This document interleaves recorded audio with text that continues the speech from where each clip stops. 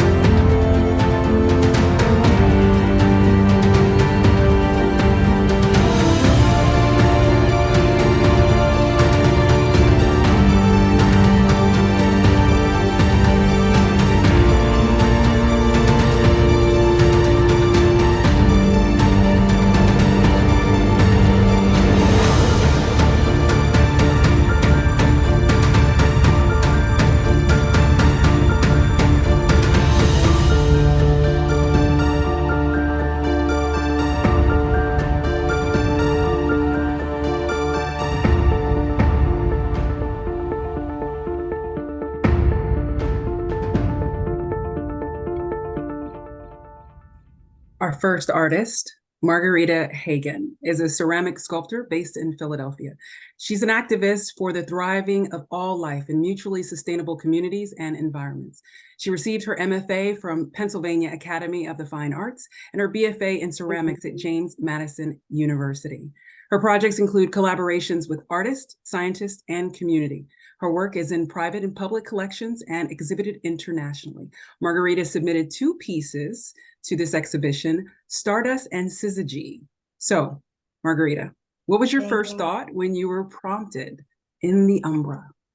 Well, I had done an earlier piece on homage to the total solar eclipse, and I wanted to expand on that, which I did. I made 2 new pieces for this show. So, should I share my screen?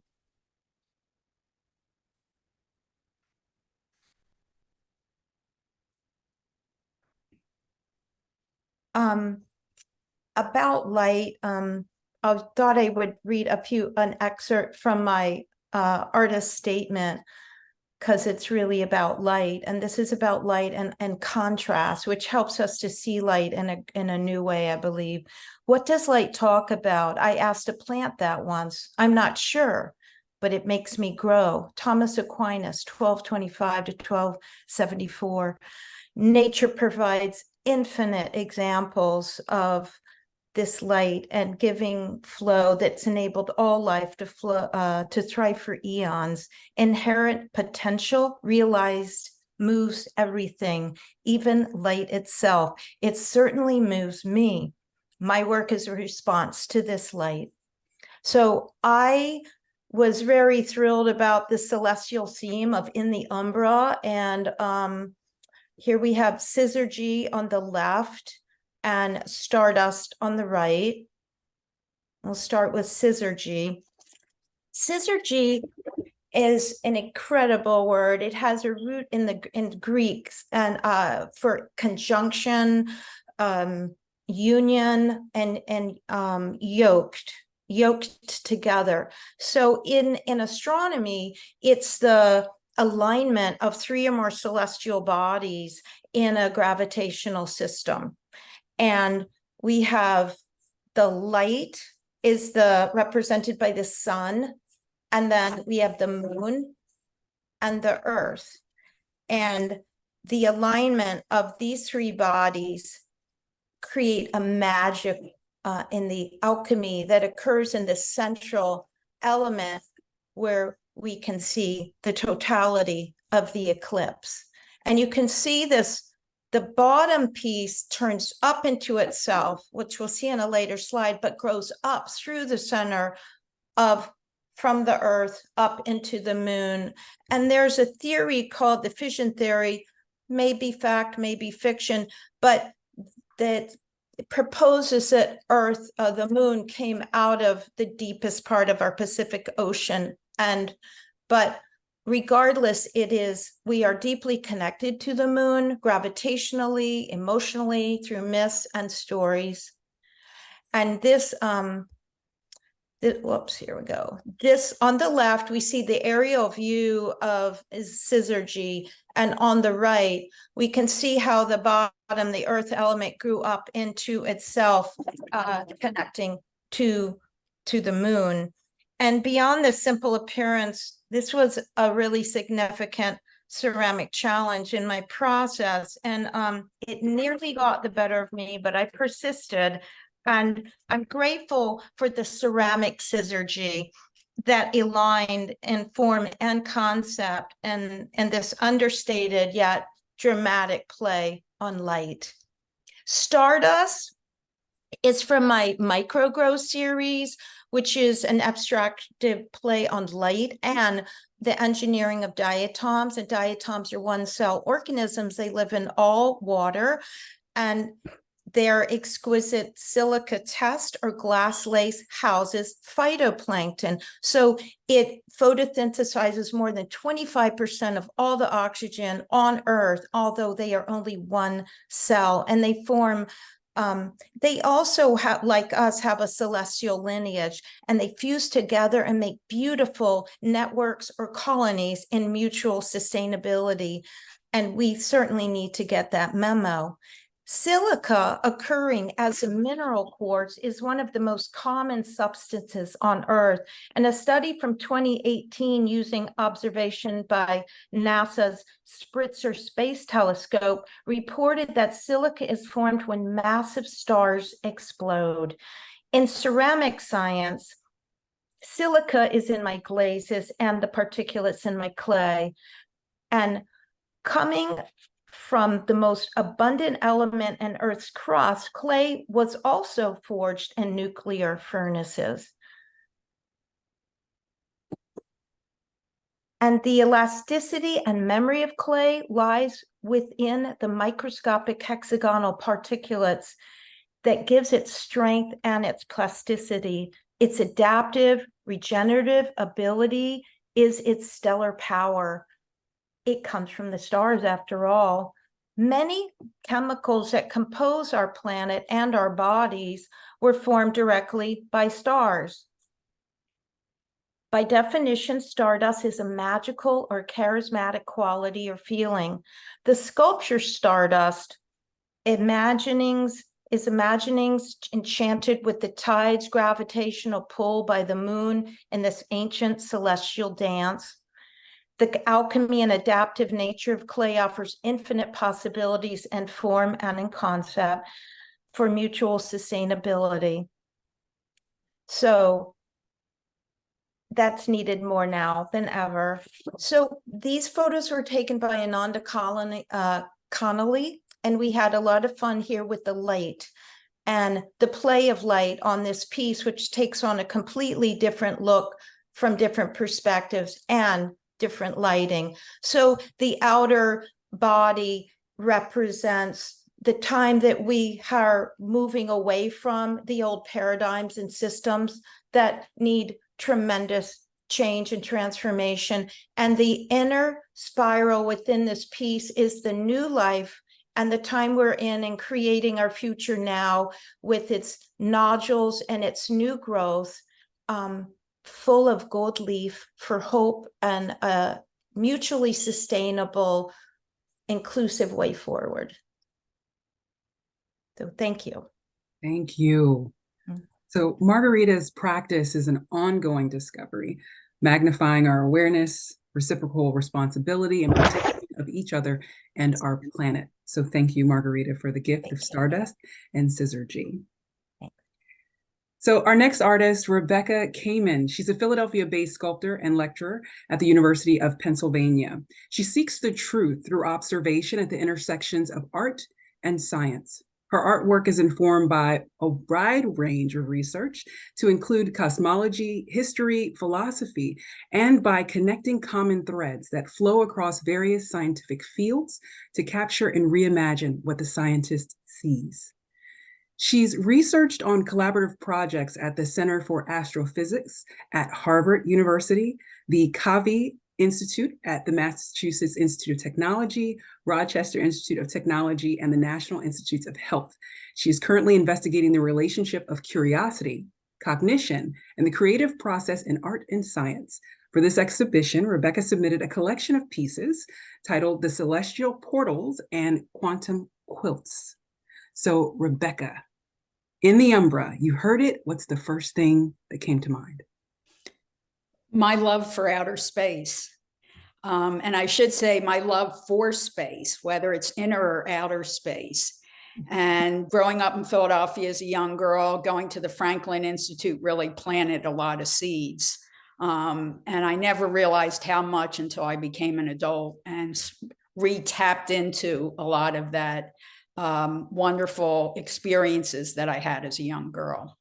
So I'm going to share my screen.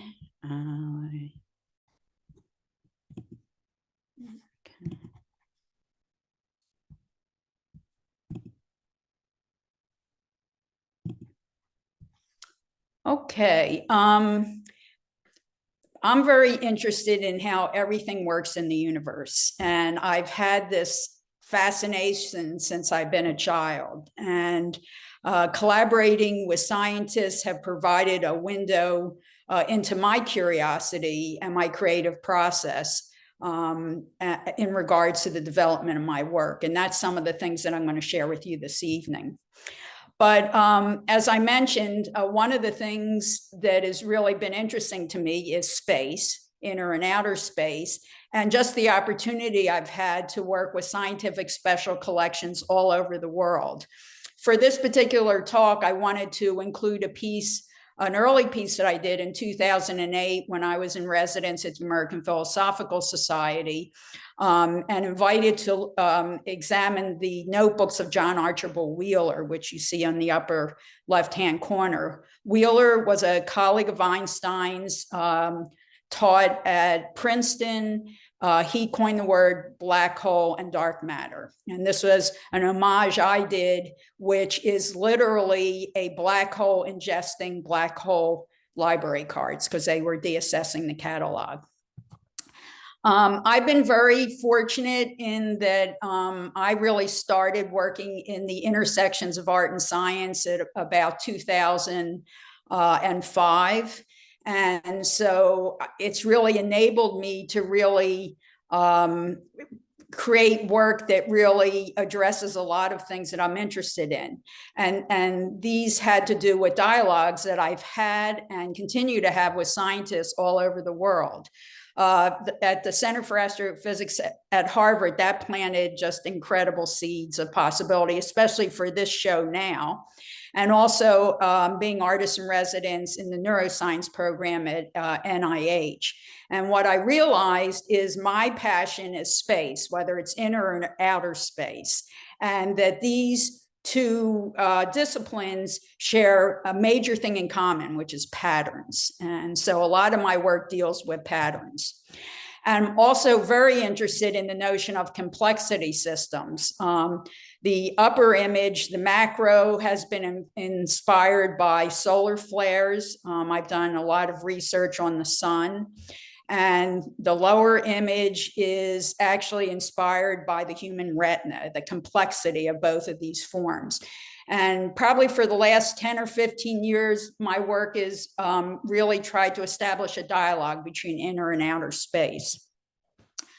One of the things that I've really enjoyed doing is to make science poetic to non-scientific audiences.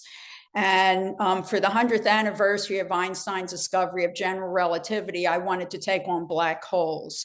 And so my research took me to the Rochester Institute of Technology, to the Center for Computational Relativity and Gravitation, where you see this beautiful computer-generated image, to MIT.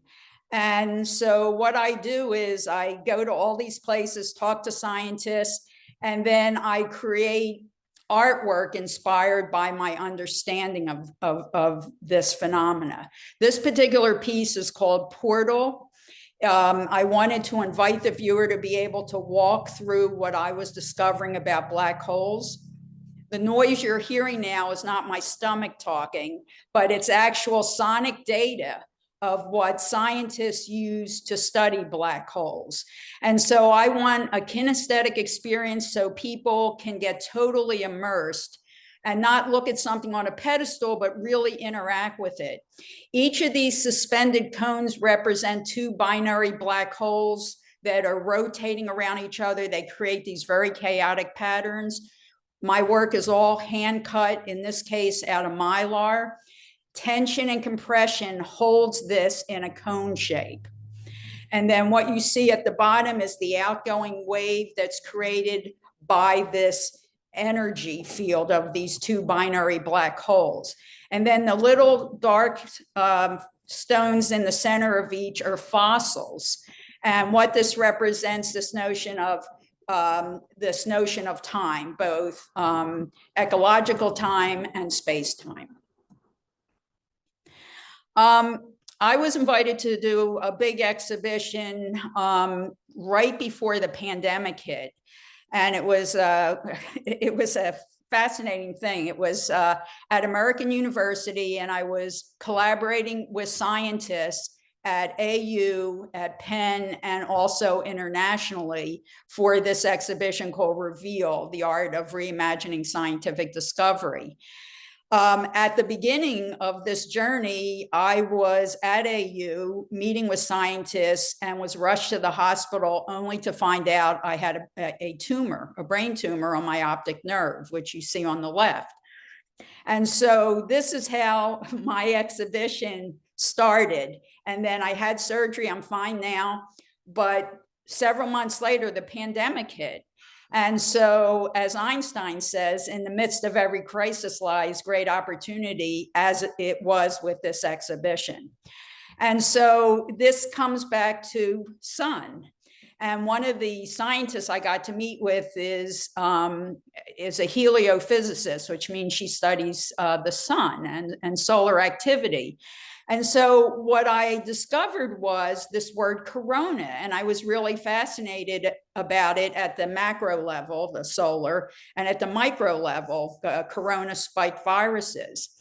And so this is a series of artwork that developed as a result of my exploration in a pandemic, in a shutdown mode, but still being able to communicate with scientists, of creating a dialogue between the notion of corona at both the micro and macro level. And these are installed in the physics department at American University. And then I'm going to focus now for a couple minutes on the artwork in the Umbra exhibit. I love this quote, the book of nature is written in the language of mathematics, and that is another thing that connects us in terms of art science. And so for this particular piece, one of the scientists that I was collaborating with at AU studies quantum physics, which is something I'm interested in. And he calls his research quantum quilts. And I love the idea of thinking of the universe as this beautiful quilt that's made up, you know, of just these intervals of geometry and all the wonderful things that scientists use to describe and to study space. And so that's what Quantum Quilt 2 is about. In this piece, this is a piece that is dealing with space, but it's dealing with inner space. And some of the current research I'm working on now is looking at what goes on in your brain that makes us curious. And so what you're seeing on the left is the pathway of knowledge networking, what that looks like. That's how a scientist is describing it. And my interpretation in this piece on the right, which is part of the exhibition called The Architecture of Knowledge, and just getting the viewer to think about that we have this whole architectural system that's going on in the brain that's describing this. And then I want to end with what was one of the most significant things about your invitation for this exhibition is one of the things that developed as a result of recovery from my brain tumor was terrible double and triple vision. And as I look back on it now that it's been, you know, cured, I realized that it enabled me to see light in this darkest moment in my life at that time. And so it was a metaphor, and everything in my life is one giant metaphor. And so what you're seeing here is what I lived with for quite a while. And that, oh, wait, can I? Okay. This is the first painting in the show. I literally got up every morning, went in my studio in this state of double and triple vision and did a painting a day. And I did about 35 of these. And this was also part of that exhibition. So you have this one. And for me, looking back on it, it really was a portal. And it really described this notion of the celestial mind and body, you know, that I found myself in. And this is the last one that was in the show. And then I want to leave everyone with this wonderful Da Vinci quote, which I absolutely love: the notion of learning to see and to realize that everything connects to everything else in the universe. Thank you. I concur. I agree wholeheartedly with that. The seen and the unseen, the ways that we are connected, that the senses that we normally use can't detect. And so I love the intersection of science and art that all three of you all bring to the fore. So while in conversation with Chimaera Gallery owner Angela McQuillan, the metaphor that I shared with her was relational positioning, looking at the science of solar eclipses and how human beings are positioned in relation to one another. So if you think about the perfect alignment that has to happen, sun, moon, and earth, for there to be an eclipse, are you scientifically in the umbra, in the path of totality, where your sky goes completely dark, the temperature drops, and the bees stop buzzing? Or are you in the penumbra, where you're partially eclipsed? Or are you uneclipsed?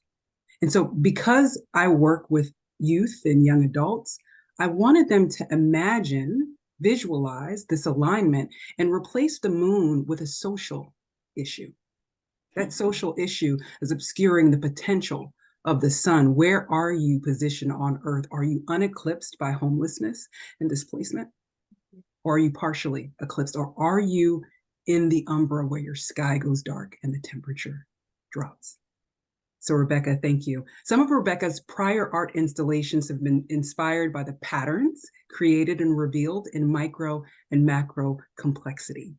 Rebecca, thank you again for the celestial portals and the quantum quilts. I want to say good evening to Keith Peterson and Diane Bachman, who are both featured in the Umbra. I hope the two of you all will stay with us for the artist Q&A. We would love to hear from you too. So our third, last but not least, final artist, Deirdre Murphy. She's a Philadelphia-based artist. Deirdre Murphy decodes the interconnected patterns that exist in art and science through the lens of biological patterns and data visualization. Her recent pivot to virology has led to the foreshadowing paintings that reflect upon our global humanity and the ties that bind us. For the opening night of the exhibition, we had to turn the lights out to get the full effect of Rebecca's submission, Ursa Major Sky Dome. So Deirdre, when you first heard the prompt, the call for art in the Umbra, I'd imagine that this Iron Dome had already been in existence. So tell us.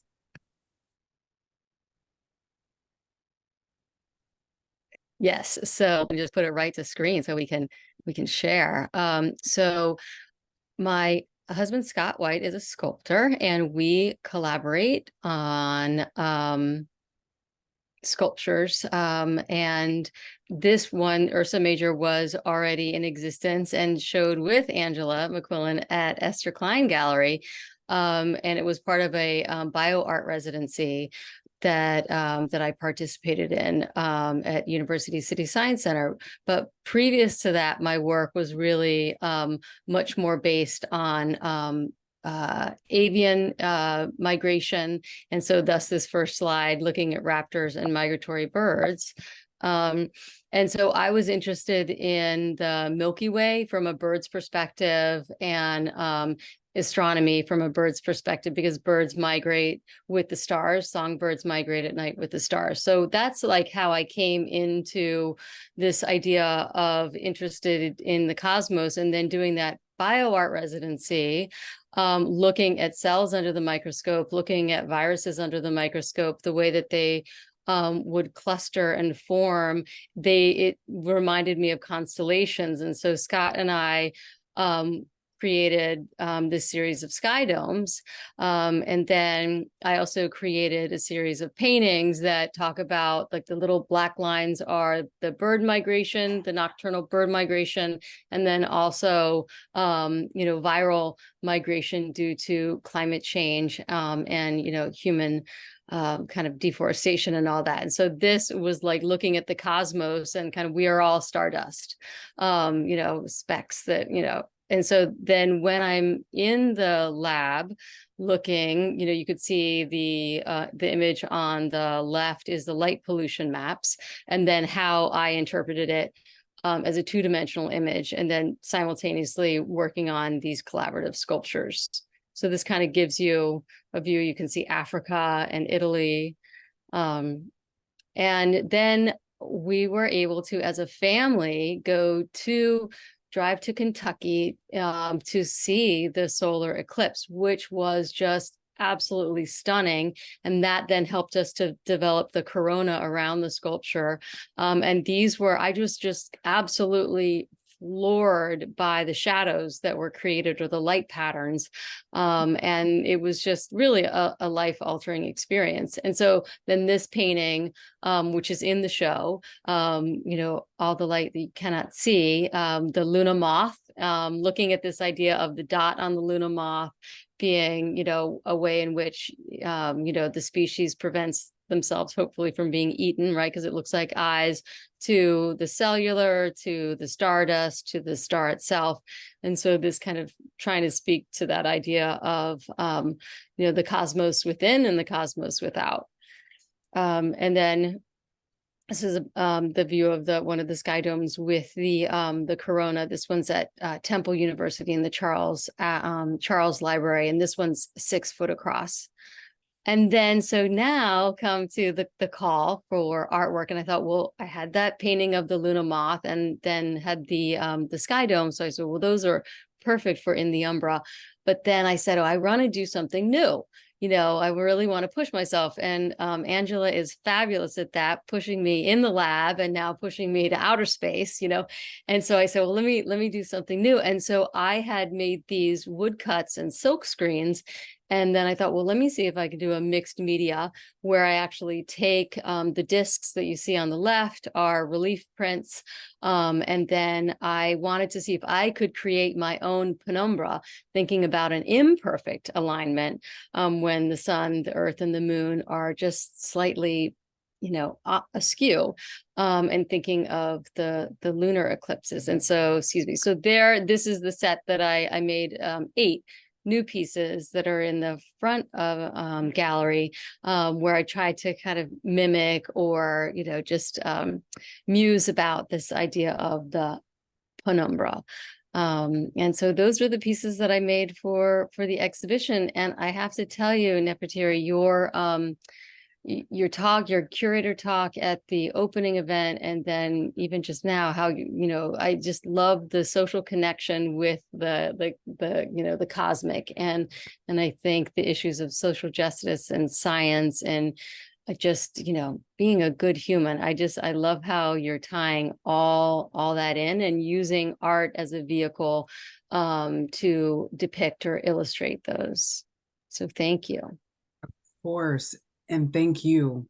I do feel that artists and scientists are increasingly collaborating, and we're starting to see the intersection of art and science. So if we can encourage them to infuse that transdisciplinary in bringing in the social aspect, that can make the world a better place. Absolutely. So April 8th, all of us will get the opportunity, at least here in the greater Philadelphia region, to look into the sky and see about 92% coverage of a solar eclipse. So we'll be in the penumbra. Deirdre, her deep creative inquiry into the patterns of nature, both visible and invisible, have led to a history of collaborating with scientists at esteemed institutions across the country, like she shared with you. Deirdre, I want to thank you personally for submitting such a thoughtful set of pieces to this exhibition. Thank you. So And those of you, Neferteri, can I just say that this exhibit closes, it opened within 24 hours of the annular solar eclipse, and its final day is a lunar eclipse Wow. on the 28th of I October. did not realize. Yeah. We'll have to at least post on social media. We'll post this video and say, hey, for the lunar eclipse, you have to watch this replay.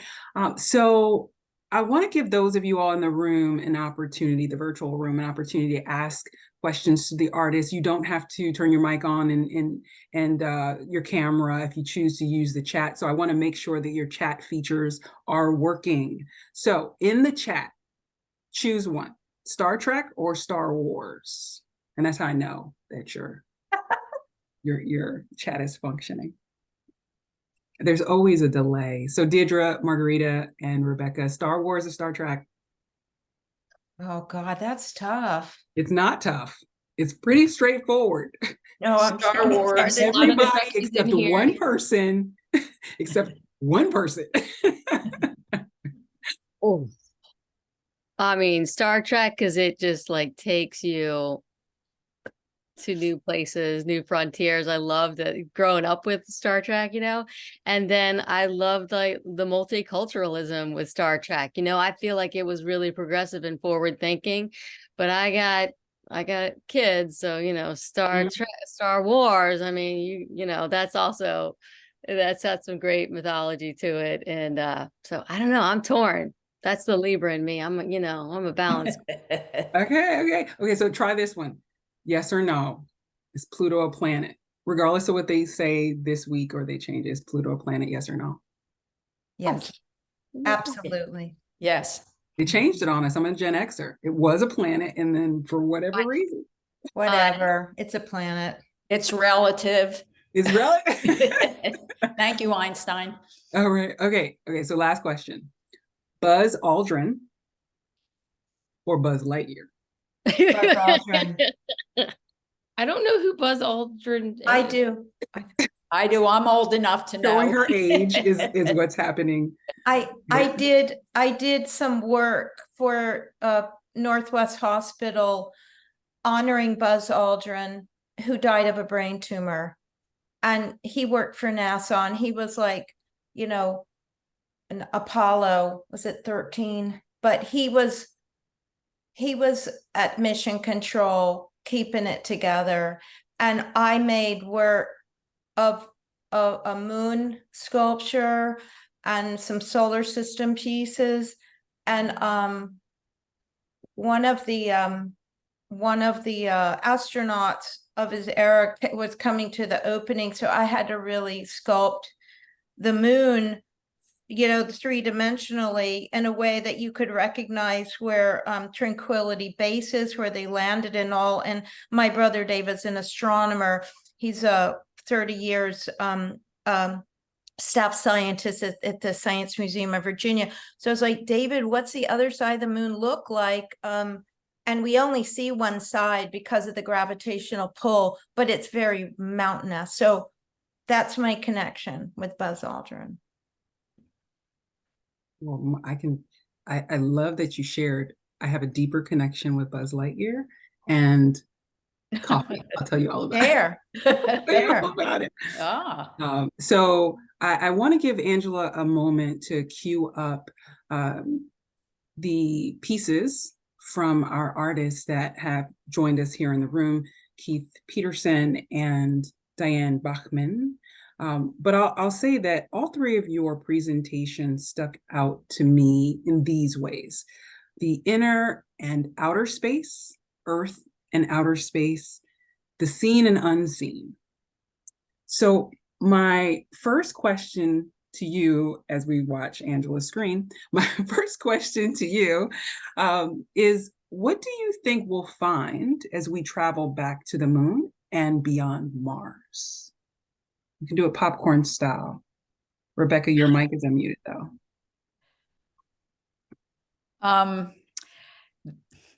That's a good question. I hope it involves ice cream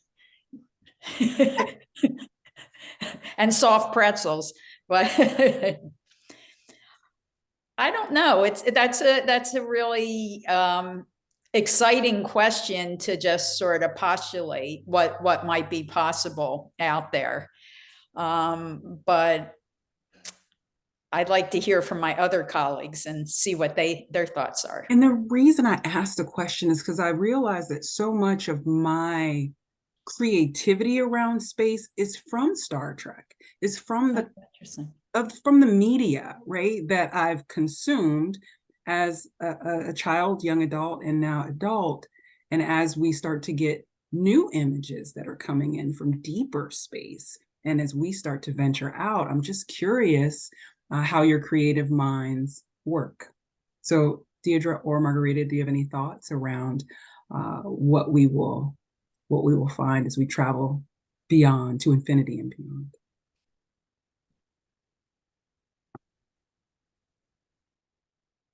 I think that there's so many unknowns on our own planet and with each other that it's a fascinating question and frame. I think there are a lot of life that are here with us and very watching us and supporting us to help us get a bit more together as a planet. I would kind of love to ask them these questions. I think they heard you. It's just a matter of if we're listening with the right faculty. Yes, agree. Right frequency. Exactly. Okay, so Angela, you have those pieces from Keith and Diane pulled up for us. And Diane, are you able to join us in conversation? Yes. Can you hear me? I can. Hi, Diane. Hi. I'm able. I wasn't prepared. No worries. I remember you sharing how you were chasing the sun. Yes. As it bounced off of your walls. Yeah. These are beautiful. This was a pandemic project. And I taught color theory for 20 years at Penn. And I had prisms in my home and marbles. And I didn't want to go to the studio and, confront people without being vaccinated at that time. So I set these prisms up to see what would happen, because I had a vase on the windowsill, and I happened to see that there was a rainbow on the wall one day. And then from that day, every day at different times of the day, I would go, get my prisms and set them up. And the first few things that I did were just very simple, with no background or, just these things that look like you look at up about in a science book. And then I started to play with it and to see how I could make color, how I could move color, bend color, tell a story. This story here is about January 6th. On January 6th, I was photographing, and all of the photographs I did had to do with the collapse of, what could have wound up to be the collapse of our country. And I had days where, there was the George Floyd protests, where I was influenced by that, trying to do colors that conveyed the, my feelings about it. So it was really like science, because every day there was another experiment, and I always had a goal. And so it grew and became more complicated. I have family members that are scientists, and I've always loved, it's like an adventure for me to find out things. But it really was a surprise at how involved I got. I was trained with the Albers color theory, which is very scientific and promotes exploration. And I think that had a lot to do with my approach. And I was always told, what you see is what you get. And I just saw amazing things, and it changed every second. So there are days where I took 100 photographs in 2 hours or 3 hours. And I'm still going through them for my next show. I have thousands of photographs. And an interesting thing was that I had some double vision. And I was listening to Rebecca talk about her double vision. That was really, I couldn't do anything. I mean, I didn't even try to do photography or painting or anything. And I was stymied by it because I didn't know when it would disappear. It did disappear in about 3 months, but for those 3 months, it was pretty traumatic. And now I just feel blessed that I can see again with my glasses. And nobody ever really found out what caused it, but I didn't need any surgery or anything. It's just, I don't know. And one of the things it might have been was getting caught looking at a ray of light, and it healed up. I'm still trying to do some research on this, but now I wear big sunglasses when I set up the, so that's, that was interesting.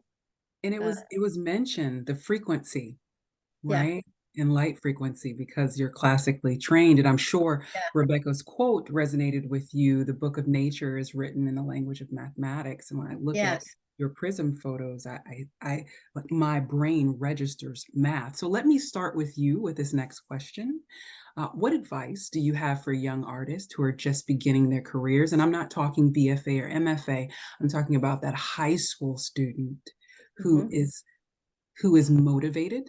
We might even say talented, who has to enter the professional space in 2024, 2025. What advice would you have for them? I think you have to just say, can I live without doing this? Because it's so hard, to earn a living, in these days, you have to be like, I don't know, it seems like you have to be beautiful in order to get yourself known with TikTok and all, Instagram. And you have to know people, know the right people. So the idea of just being discovered is really, that isn't there anymore, of being discovered. And there's so many artists now that seem to be really talented. So if you love it and you can't live without it, then you just go for it and you could just keep working. It's a lot of work. I loved teaching college. I loved inspiring students with art history and, everything I knew about it. And I think, teaching is a good way to tell people how they can be artists. So I've tried that, and Thank there are you. a lot that have done well. Like Deirdre was a student at Penn, Right, you're my color theory mentor, Diane. right? Absolutely. So I will- she just handed the baton to you, Deirdre. I did. What advice now would you have for the next I generation? literally handed her the baton. Yeah. So I taught with Diane at UPenn, and then am now at Lehigh University, and I Here have I taught am. high school, and so I think for young aspiring artists, it's a really exciting time to start their journey because of this interdisciplinary and transdisciplinary intersection that you spoke of. And so I try and foster that in my students to say, okay, what are you interested in? What is the plethora of disciplines that, just like make that spark that Diane was talking about. And so at Lehigh, and I worked with Rebecca Kamen with the Neuro Salon. We worked in the neuroscience and art. We co-taught, we're visiting artists and co-taught classes to neuroscience students and helped them to visually communicate what they were doing with the anatomy of the brain. Now I'm teaching a class, art and climate change, and really trying to, for non-art majors and also students that are aspiring to minor or major in art, how to gain confidence in their own visual ability, because we're all really visual. I mean, we have eyes and we use our phones for everything. We take photos and videos of everything all the time. We're the most photographed, generation, right? And so I think giving the young artists that confidence in their own ability, in their own aesthetic choices, and then supporting them in their journey to, however they want to cross those disciplines, that we don't have to be in one silo anymore. And that's pretty rich.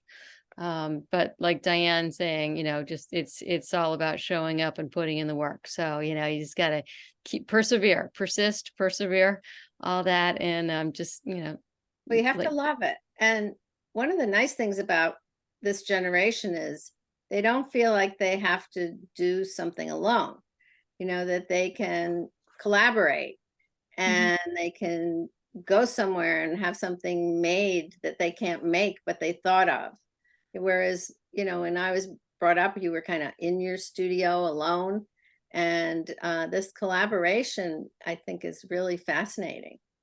Things are so much more open now, Yeah. and a lot of the walls that some of us have been aware of have dissolved, thankfully, and the path is widened greatly, and we're embracing a greater sense of diversity, although we have an awfully far way to go.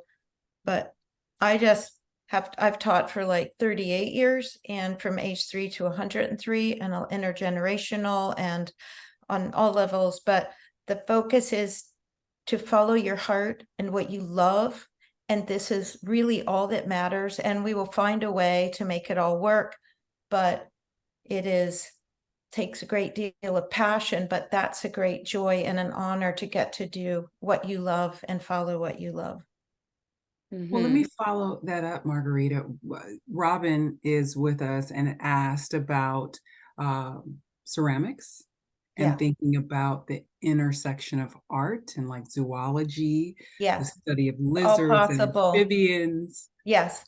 And art and science have always been connected. Everything is connected. The idea that this is new is pretty funny because it's always been there and we can see it thousands and tens of millions of years ago. But whatever that you love, you can see it through any medium that you work in. And I started my wildlife series 38 years ago, and it's still important and evolving and growing for me. And I have flora, fauna, fungi, and Lemaire. And so however you see that you're moved by the zoology, if that's it, you can just, find your way to do it in clay, and painting on the surface or sculpting, whatever it is for you. It's an adventure, and it's subjective, different for each person. Thank you for that great question, Robin. So final question, if you want to put it in the chat, we'll leave room for that. Angela, you made all of this possible. We want to thank you. Thank you. So I mean, thank you so much. And thank you all for submitting your work and being such an amazing part of this show. I guess my question is, it's so interesting that, all of you are from these very diverse mediums and backgrounds and perspectives, but I found it really, I don't know, some phenomena when you walk into the show, there's so many similar motifs and things that talk to each other and relate. So can you describe like how it felt to kind of maybe see artists working in different medium addressing a similar, form or topic or something like that? Was there any kind of moment when you walked into the show and saw something that resonated with you in that way? Thalia's tarot card deck meeting and I love that. Like weak in the knees. I was like, wow, like you're beautiful inside and out. And I was like, oh, I am not worthy. Like that was just mind-blowingly cool, and she was so humble. Just meeting her. Yeah. It was wonderful. I mean, I didn't even get to see, honestly, Angela, all of the work, like spend enough time. Like, I'm so excited to go to the closing, by the way. I need to go back to work again because the people were so fantastic and the bluegrass band was awesome. But just really it was just this meeting of just wonderful, magical minds. And I think, Angela, that's like one of your many gifts that you're, put on this planet for, is to really you're the great connector. And I'm just so thrilled to be part of Chimaera because this is, you're just doing wonderful things and Philly needs you. And we sure thank you. Thank you, Angela. I couldn't agree more. You are an incredible nexus and a powerhouse, and you just keep moving forward, unfolding, and bringing to light the things that are so important for us right now. All the things. Your track record is incredible, but it's only expanding by the second. Yes. I was struck by just the variety of the work. And I really loved a lot of it. I mean, and having a couple of friends there too, who like a goth was a close friend, and Deirdre, it was great. It was like a real party. And the work was spectacular. I mean, there were a lot of things that were really just beautiful and meaningful. So I really want to thank you, and your courage for jumping into this. It's really courage or delusion. Spectacular. That's like a Instagram reel. I don't know, but I want to second and third what everyone else has said, because I'm sort of the newbie, even though I was born and raised here. I sort of moved back here, and it's really been exciting to feel like I have a home for my vision, the type of things that I look at and do. And from meeting you before I moved here, it was a real catalyst, for the decision to want to move back to Philadelphia, because I think there's really been a rich history. What people forget is before the advent of the camera, scientists had to be artists. It was the only way they could capture their observations. And so this is nothing new. We're just reimagining it and reinventing it with new tools. And one thing I just want to share before we end this is one of the things that I tell students all the time: never, ever be limited by what someone else tells you. And I think that is a really important thing for us to sort of take forward with our work and with us as human beings. So that's my ending to everyone. That's cool. I have to do a name correction. Earlier, Buzz Aldrin actually came to the opening of the work. It was Deke Slayton who had the brain tumor. Now, Deke Slayton, this wing of the hospital was dedicated to him. It's been a long time since that happened. I apologize, but it was the Deke Slayton Brain Cancer Center at Northwest Hospital, but Buzz Aldrin came, and that's what I'm sorry. There's my Buzz Aldrin connection. So you're saying Buzz Lightyear. Is that it? Excellent. So a wonderful cohort of artists to contribute to In the Umbra. Again, Angela, you and your team are amazing and giving the gift of the intersection of art and science to the greater Philadelphia region. I hope you all will let me visit your community again. It's been a great experience to curate this exhibition, and I hope to see you again soon at Chimaera. Wonderful. Thank you, Neferteri. Thank you. Yeah, thank you, Neferteri. Nice meeting you. Yeah. Thank you all for coming and for being a part of this. And thank you, Neferteri, for hosting tonight. And I just want to say, if you haven't seen the show, please come in person or go to our website. There's going to be images of the whole install soon, but you can see an image of each work right now. So please make sure you check that out. And then we're also having a closing reception this Friday from 6 to 9. So hopefully we'll see you all there.